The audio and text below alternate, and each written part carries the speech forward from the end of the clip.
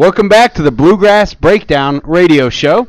We got Trevor Kelsey AKA Bacon on the line with us. How you doing tonight, Bacon? I'm great, guys. Thanks for having me. Thanks so much for coming on. Got some. I do got to say something though. I was watching y'all before you went off and talking about Terrence Jones rap, and one of y'all referred. I don't remember which one referred to it being better, at least, than Luke Whitehead's rap song. Now, come on. Hey, Luke Whitehead wearing the red Louisville Cardinal from the day that I'm dead.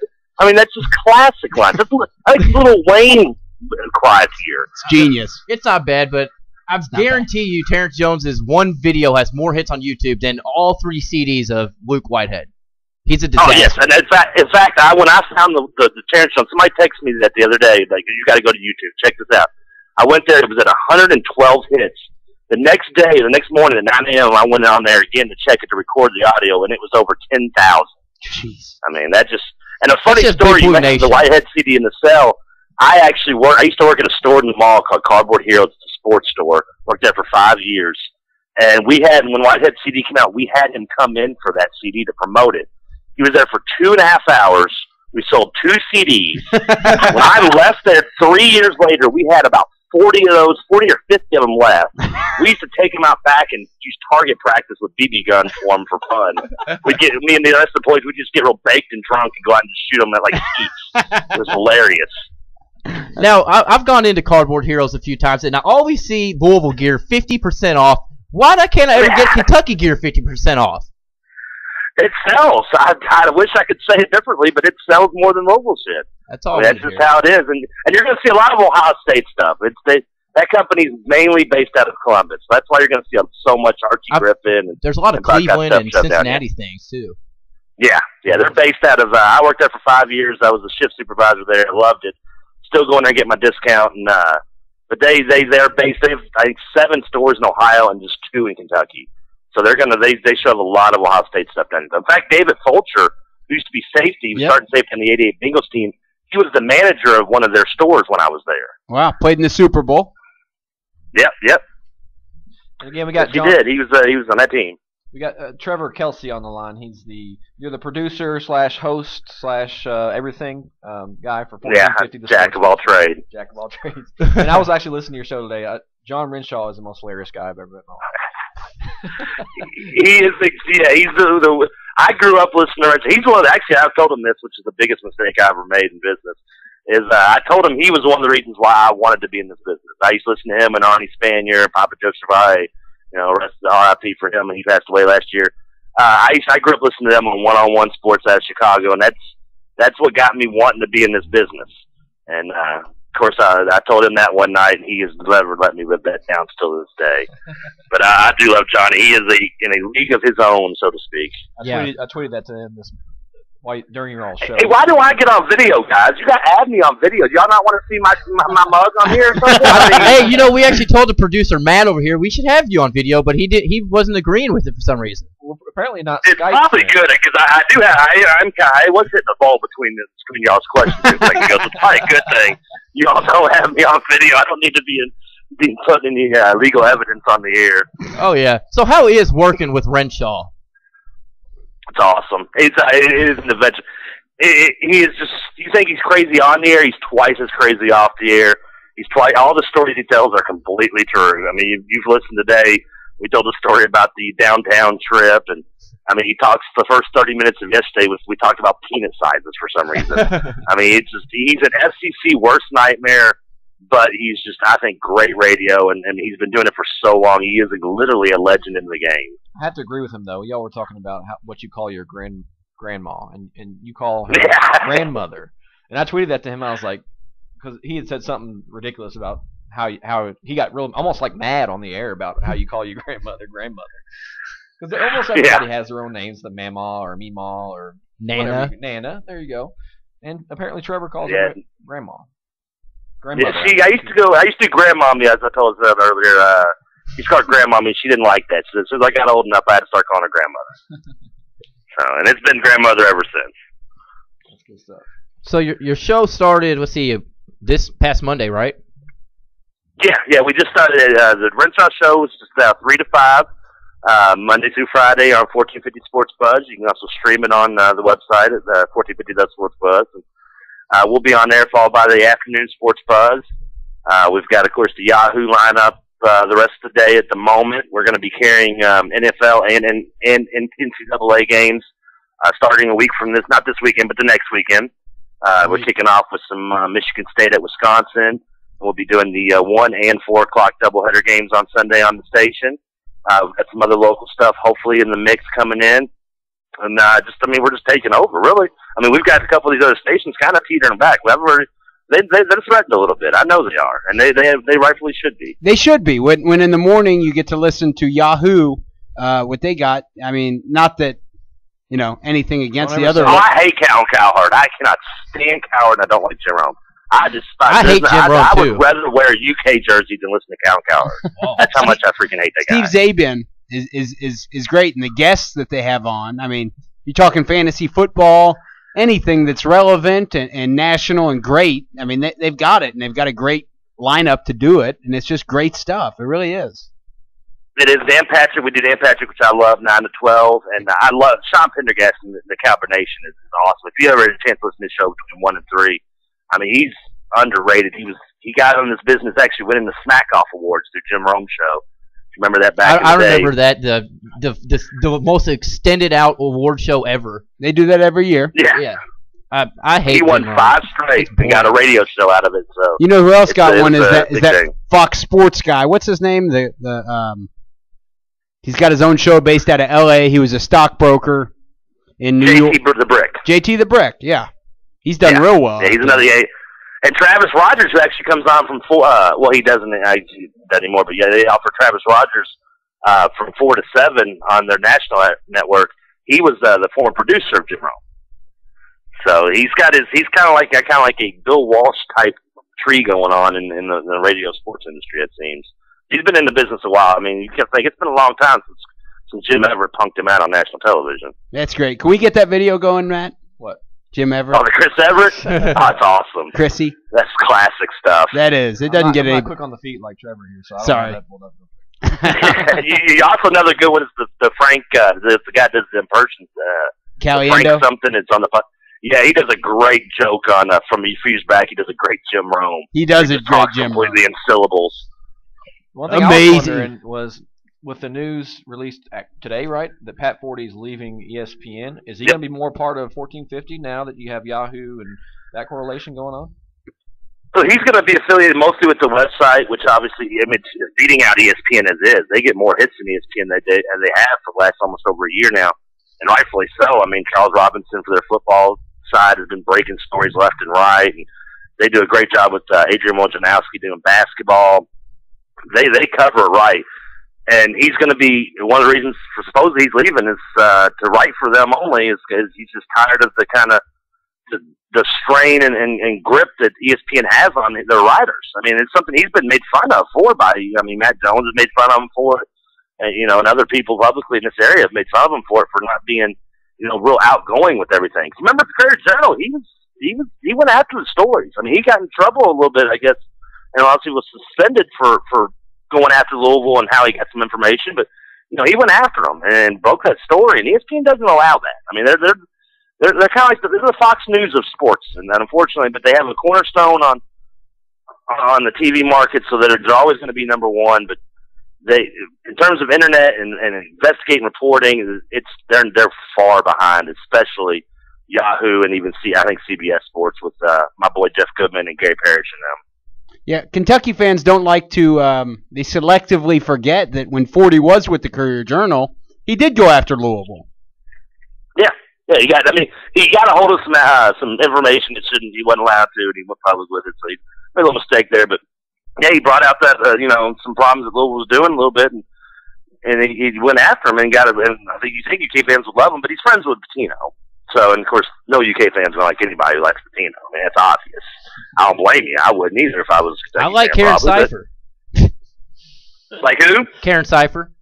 She liked Pitino. I don't blame Karen Cipher. I don't do it to joke. She wasn't that bad that one like picture. 2 in the morning after you've been drinking? I mean, come on. I agree. I totally agree. She's twice as good as anything a Pledge thing Bill Clinton got. Hey, he did not have sexual affairs with that woman. Yeah, no, he didn't even finish. That's a man for you. Patino sure did. How do you give up? Patino sure did.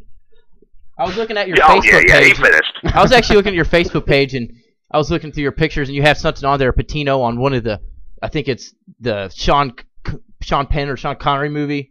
Oh, gosh, what was it? I'll find it in a minute. It was great. It was talking about him finishing fast. Oh, gone in 60 seconds or gone in 15 seconds? Gone in 15 seconds. I never saw that. Yeah, UK fans love to tag me and that stuff, and I'm a good sport, so I don't ever take my name off, and I leave it on there. I knew that joke was a good one. I would have come up with that too if I hated Patino. If it was something with Kentucky's coach, I accept any good joke as long as it's not stupid. I'll accept it, even if it's against my team, which I love. I mean that's just good humor, and that's what you get. I mean that's what the hate of a rivalry is all about. Exactly. You should hate and make fun of them. Exactly. I hate Kentucky. I mean I'm going to make fun of them, but it doesn't mean I don't respect them. Doesn't mean I don't accept a good joke. Yeah, I totally agree. I mean, the rivalry has to stand strong. So for the ones that say, oh, all the talking, like last week with the Ripatino and the Cal bashing at each other, little small love shots. That's great for the rivalry. Yeah, love it. I mean, I've said this on the air, and I still stand by it. Find me another rivalry where not only the fans hate each other, because you'll find that everywhere, but find me one where the two coaches just freaking despise each other. And they do, and I love that, because not only do I think it does bring this rivalry up to more of a national ahead of Duke, North Carolina, and Vitale sucking on all their freaking Tar Heel balls and shit, and it drives me nuts. It might not beat that because ESPN wants them to be number one. But nationally, other than that, it brings us up and it should let everybody know that this rivalry is as big and if not bigger than anything else in sports, and that's what I wanted to do. Yeah, we talked about that last week, actually. How many, as we're doing here, a smaller grassroots type of radio show, go to North Carolina and, that area. How many radio shows are talking sports, 24/7, about their local programs? There's none. No, I mean, I'm sure they love their sports. I've been to every city, and I think Texas, there's probably parts of Texas, Oklahoma, where football's so big, but in football, and this basketball rivalry might not surpass maybe like Alabama, Auburn at that point, but in terms of college basketball, I really truly believe it's the best rivalry. It's better than North Carolina Duke than any other rivalry in this nation. I have no doubt in my mind to make that argument, and I think I stand a very good argument to make. It is. That's a great rivalry. I mean, there's other great rivalries, but the hatred, like I said, between the fans, like you say, the talk, nonstop. I mean, they would rather talk about recruiting during the summer than any other sport. I mean, where else do you see that kind of recruiting talk, especially in Kentucky side? And I can't stand recruiting talk. I suck at it. And it's so big now that I almost have to know about it to even be relevant in our business. Yeah, there's going to be a lot of recruits, in town this weekend, going to Big Blue Madness. There was a couple, number one player in the class for 2013 was at Louisville, I think, last week or so. Parker. Yeah. It's one of the bigger things around college basketball nowadays, with the way the internet sites and, it's just blown up. I don't get into that the YouTube videos and watch. I'm not going to learn. You're going to see a certain degree of how good a kid is. You can tell. You can watch a kid like Andre Drummond, Anthony Davis, know how good he is.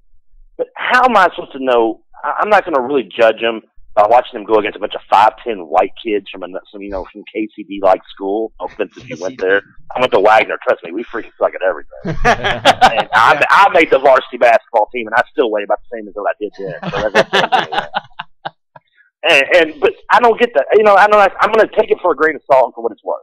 The YouTube videos, they're highlight reels. That alone tells you what you're going to see. It's more of a hype machine. I want to see the guy playing good defense. I want to see good on-ball defense, help defense, weak side shot blocking, setting picks, boxing out. I'll never forget when the Warrior White game, Samardo's freshman year, I got ripped when I did the show with Jody Demlin and Matt Jones, Sports Night over on the old ticket. I got ripped by UofL fans for saying how Samardo Sam just doesn't block out. He's not a very good rebounder. He's slow of foot defensively. They ripped me. You're freaking high and crazy. He had 38 points and 72 rebounds, whatever the fuck he put up. Some ungodly numbers. I don't care about that. I've sat there and watched him play and could tell all the problems he had. And as soon as you saw him in regular competition against real athletes, you saw those problems come to light, and it was more evident. And I just kind of sat back and was like, You probably were high though, right? Say what? You probably were high though, right? Oh, I was. I mean, yeah, there's no doubt about it. I was awake, but it doesn't mean I still can't judge basketball. I've been able to grade basketball kids for almost 20 years. I think I got it down to a science. And Trevor, I know, again, we got Trevor Kelsey on here, 1450 The Sports Buzz, the new 24/7 radio station here in the Louisville area, which is great. 1450thesportsbuzz.com, is that right? Yeah, thesportsbuzz.com. Yeah, we got streaming live up there. We got great blog posts on there. I know you guys are always contributing stuff over there, which I love because I'm the most illiterate person in the world. I can't write worth a shit, and I do. It's always horrible grammar. You can't tell by me talking right now. Because you were high. Or bad spelling. There's some grammar. Can we put that song on because I got high? No. There's some grammar errors, but I've read some good articles by you, Bacon. Don't sell yourself short. I have. A little bit of grammar errors. You get my point, but I guarantee you would make an English teacher put a gun in their mouth. Yeah. If you look, I mean, I don't know where the hell a period and I'm horrible at that shit. I took 3 years, I think, of freshman English at WKU. By the time I left, I was still getting 0 levels credit. Now, I was talking to Matt the other day. He was texting me about your all show. You're coming on. Is Renshaw and you going to do a kind of like a satellite show at a local bars anytime soon? I think that's what he mentioned. Hopefully, yeah. We're going to be doing some remotes like we used to back in the day. I don't know where and when. He's supposed to. What we're hoping to do is him to come in town. Excuse me, about once a month and doing a remote from a bar or something. Which, by the way, you have to come out and see because it's an experience that you just can't understand. Me telling you the stories on the air or him telling you the stories. You have to be there. I mean, and witness it because when he gets about 10 or 12 beers into him, and that's only going to take about 15 minutes. I mean, he's a trip. I don't drink. I got enough vices in my life between Taco Bell, pot, and everything else, and White Castle 3 in the morning. I don't need another vice. I'll smoke a pack of cigarettes a day. The alcohol is just I'll be done by 40 if I start drinking alcohol too. Yeah, I imagine with you. But he's a hoot. One time we were there, I think he got so hammered I couldn't find him. I lost him for about an hour, and that used to be part of my job. As producer, Dugan Ryan would tell me, I want you to keep an eye on him. Make sure he gets home safe, basically. And I couldn't find him, and I started looking. I thought, oh God, I've done lost him. He's ended up who knows where. I mean, he's probably with some $15 2-for-1, board, doing something off her ass or something. And then lo and behold, I find him finally in the manager's room, the office, back in the back of this place. He's sitting there in his boxer shorts playing air guitar to like Bruce Springsteen or something. I mean, no clothes cannot be found. God knows where they are. I'm going to ask him about that. I think he's going to come on next week. I got to bring that one up to him. Yeah. Oh yeah. Ask him about being at Jocks and finding him playing air guitar with his boxers on. Oh yeah. And Trevor, he's got the stories. He might not remember. I have to remind him about them. But he knows that I'm not exaggerating because he's fully aware of what he's capable of. Trevor, I do know that you're a big NBA guy, and that's where a vast majority of your knowledge lays, correct? Yeah, college basketball and NBA. I grew up loving my 2 favorite things growing up. Mostly were this is pretty not much on sport, but it's wrestling and NBA. Those are the 2 things I first loved, and followed by college basketball as I got a little older. But NBA in the early even as far my earliest memories of sports are those 2 things. Watching, early Sixers. I used to be a big Sixers fan with Barkley and the Boston Strangler, Andrew Toney, and I was big into the late '80s and Magic and Lake Show. I didn't have a real favorite team until I was about 12 years old. I officially picked the Pacers, and I've been with them ever since. But I love the NBA in general and still hate the Knicks. You hate the Knicks? What? I despise the Knicks. That's one team I'll never be on a video game with the Knicks. Refuse to ever be on. You'll never play with George? Against the Pacers. You'll never play with George? With who? George. George, no. Come on. No. I'll trade for him and use him on the game. I don't do that. I'm not like that. I won't use a UK player. But if he's on the Knicks team roster, no. Sorry. No. I can't do it. It's a bold statement. It's a bold statement. Not a lot of Knicks fans around. He'll never be the Knicks on NBA Live. That is... No. Wow. Won't be the Cowboys on Madden either. All right. Yeah, Tony Romo throws way too many interceptions just like real life. Oh, God, don't even get me started. I'm an Eagles fan, man. Dallas and UK, in terms of my hatred. You're an Eagles fan? Rivals are number 1 and 2. Yes, sir. Oh, diehard. What happened to your beloved Eagles? I mean, they in the offseason, they brought in so much talent. What's going on over there in Philly? It was it was great for the headlines. I mean, you bring in Osmo, and I love the headline, but I knew you're bringing in a guy who is a press coverage guy, great at press coverage man-to-man, and you're putting him across Asante Samuel, who can't guard anyone man-to-man. He sucks man-to-man because he tackles.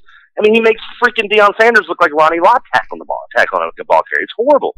And he's a zone guy with a knack to getting to the ball and getting interceptions, which he's done well. And now you're just trying to make one of the two play what they're not good at. And between that, our safeties are horrible. They should never let Quentin Michael go to the Rams. And the linebackers have never been good. I've never seen a linebacking core in my lifetime until that was any good. Even when Jeremiah Trotter was making the Pro Bowls, they weren't still that good. He was more of a product of the system. And Jim Johnson, another one who's passed, God, I wish he was still alive coaching his defense. If he was coaching his defense, I'm telling you right now, this team would be undefeated. They would be going undefeated for the whole season, and it would be wearing a ring. I'd be getting that Eagles tattoo, because I've always said I don't have a tattoo. Whoever wins the title first, UofL or Philly, I'm getting that tattoo. Are you going to get a big L on the side of your neck? You're not telling us where, huh? No, because it won't be where I can see it. God knows it'll probably have stretch marks on it again anyway. It's very tattoo. Don't know it. That I don't even think anybody wants to see it. You have to take a picture though, and post it on the website. It scares the people. You don't want to see that, trust me. Not to bounce around the with women I sleep with don't even want to see it. Not to bounce around topics here on you, Bacon, but what do you think? What do you think about Cal's comments saying that he, if UK were to win a national championship, and he sticks to it, that if UK wins a national championship, nobody goes to the pros.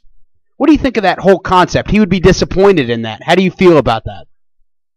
I mean, he's a car salesman. He's selling to recruits. He is selling to recruits and kind of putting the recruits a little bit ahead of the alumni who won a national title and the fans won a national title. But he's also thinking in the back of his mind of what he's going to tell them. If he hasn't said it publicly, he'll sell them privately. They're going to go hand in hand. 99% of the time, if you're going to produce five guys in the first round, unless you do choke pathetically against the Bobby Huggins-led team like they did, or Murray State. Morehead State. I mean, that was just out-coached. That was just pathetic. There was no reason why they should have lost West Virginia. I mean, they just got out-coached and outplayed.